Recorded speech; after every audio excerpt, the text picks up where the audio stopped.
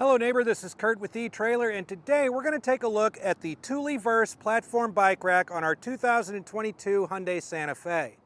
Now, if you watch this video and you've got some questions about the Thule Verse, or you've purchased and used the Thule Verse and you've got some stories to share, go ahead and drop those in the comments below. We love to share those with our other neighbors in order to help them make the best decisions for themselves. Now, if you've been on the hunt for a premium platform bike rack for your Hyundai Santa Fe, you really can't go wrong with the Thule Verse. It has a weight capacity of 60 pounds per tray, which means it'll even carry some of your e-bikes as well. It is a wheel-mounted bike rack, so if you do have fenders, I would suggest maybe checking out one of our bike racks that is frame-mounted, plenty of which are available right here at eTrailer. But as far as how it fits against our Santa Fe, as you can see back here, there's plenty of space here in between the vehicle and the bike itself. This is a pretty large frame bike. It's got about 14-inch handlebars. So, and really, even if you're on a really rough road, you're really in no danger of the pedal or the handlebars making contact with the back of the vehicle. But with that being said, just like any platform bike rack, you are going to have some visual obscurities coming through the back. It does have it sit a little bit high, so especially if you have two bikes on here, you're going to lose a little bit of visibility out of the rear window. For drivers behind you, you're going to lose a little bit of the visibility of the license plate and the taillights itself, but mainly you're going to lose some visibility for yourself out of the rear view camera here. So I always think it's a good idea to know exactly what kind of footprint this is leaving behind your bumper. So if we take a measurement to the furthest part of the rack here, where it just under 38 inches. So keep in mind, you just got a hair over 3 feet extra hanging off of the bumper here whenever you need to back into a tight space or parallel park. The other thing we always want to take a look at is what kind of ground clearance we have. Now, as you can see, the trays on this are set up in a tiered manner, so it does rise as it gets away from the vehicle, and that really does help with ground clearance. So rather than measure from the furthest part here, we're going to do the lowest part, which is going to be this ground bumper right here.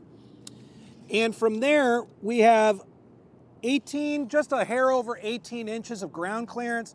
To me, that's more than enough not to really worry about any steep inclines or driveways, but it's always a good idea to be conscious of that. The other thing that I want to take a measurement of is just how high are these trays. We're at just about 20 inches, and we're going to be at about 22 inches for the tray further away. Now, if you are somebody that is using one of those 50, 55, 60-pound e-bikes, that might be a lot for you to lift up and take down every time. Luckily, the Thule Verse does have an available ramp. It is available for purchase separately right here at etrailer.com. So one of the big things people always ask when it comes to a hitch platform bike rack is, will I have access to my lift gate? And in the case of the Thule Verse, the answer is yes. It actually has a pretty aggressive tilt to it. So as you lower it down, as you can see, there is plenty of clearance. Even if you had a bike with a slightly bigger frame, you should have some pretty good clearance. But anyway, you can get in and out of your lift gate even with the bike loaded up. So you can get in here, you could change your shoes, get your equipment, your helmet, maybe get some extra water, whatever you need to do. But of course, you may be somebody that likes to ride around on your bike all the time and just simply keep it on your rack. It's nice to know that you can keep your bike on the rack and still get in and out of there if you go grocery shopping or something like that. And in order to get it back into its upright position, we just need to simply lift up until it clicks. There we go.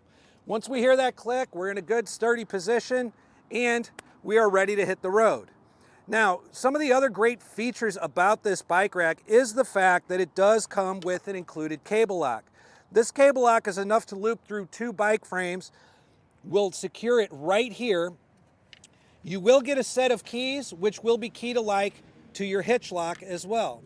So I'm just going to simply turn the key here. We're going to remove our cable lock.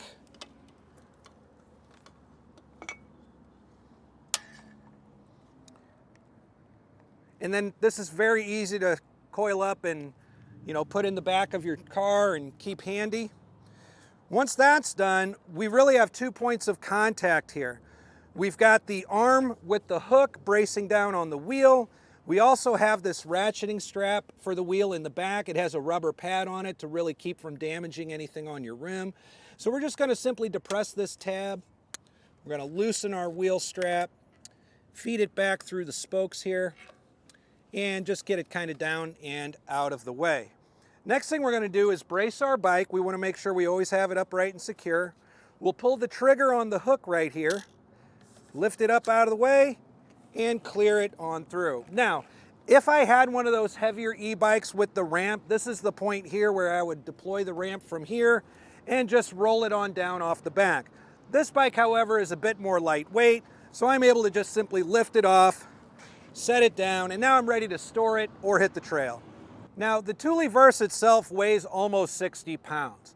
So that's a lot whenever you're not carrying your bikes to basically uninstall it and reinstall it when you want to take a ride.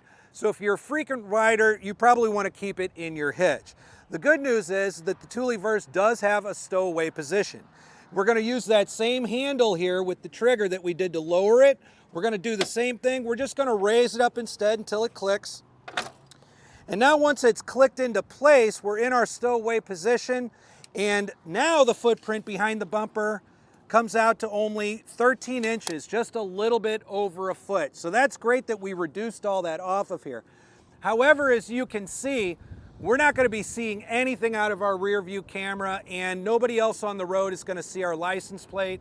The taillights are fairly visible.